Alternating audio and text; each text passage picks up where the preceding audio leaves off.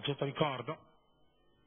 e ricordiamo 3 bellissime corse d'invito, tutte dotate di quasi 16.000 euro di montepremi complessivo, quindi 3 mini gran premi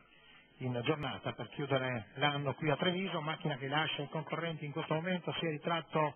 Oracle Griff, Cilotto per il comando, poi sbaglia Only One ATC e quindi c'è il via libera assoluto per Oyapo Cox, che è partita velocissima. Secondo in corda va Orgez, che ha scavalcato quelli di dentro, terzo Rinoco Guasimo, rimane di fuori Occhi di Giulia, ha già provato a prendere in mano Massimo De Luca, la favorita Oyapo Cox lancia in 15 scarsi, viene via dritto lungo, Occhi di Giulia che non ha trovato posto allo steccato, costringe il leader ad allungare, lo fa probabilmente per accodarsi, manovra che a Bressan riesce davanti a Orgez, che un po' si è fatto forse sorprendere. 400 metri comunque intensi, 34 la frazione, c'è stato un po' di tira e molla,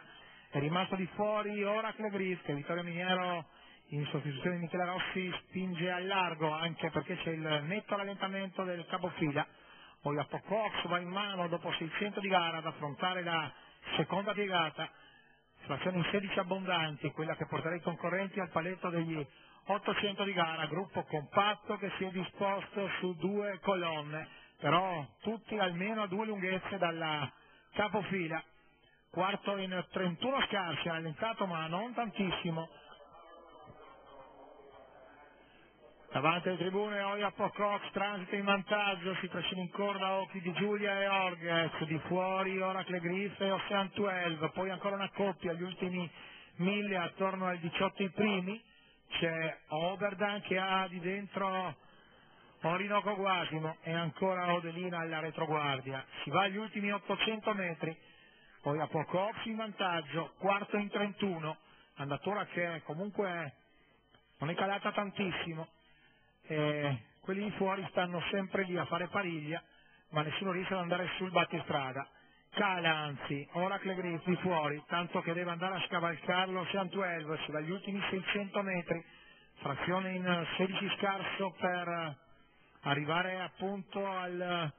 paletto di fronte. Oyapo Cox in vantaggio, si fanno vivi nella scia Occhi di Giulia e Orgez, gli ultimi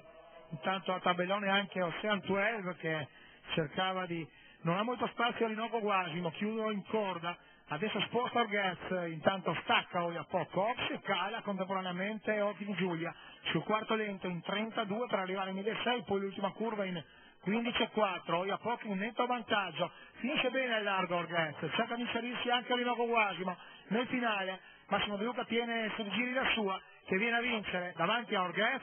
poi probabilmente all'interno Rinoco Guasimo, di fuori Odervo che è finito bene al largo ma probabilmente soltanto quarto. 36 la chiusa, il doppio chilometro trottato attorno al 2,34, forse un pelino scarsi, la vittoria della favorita Oyapo Cox. Massimo De Luca per i training di Carlo Rossi, numericamente 5-7-2 il probabile ed ufficioso ordine d'arrivo.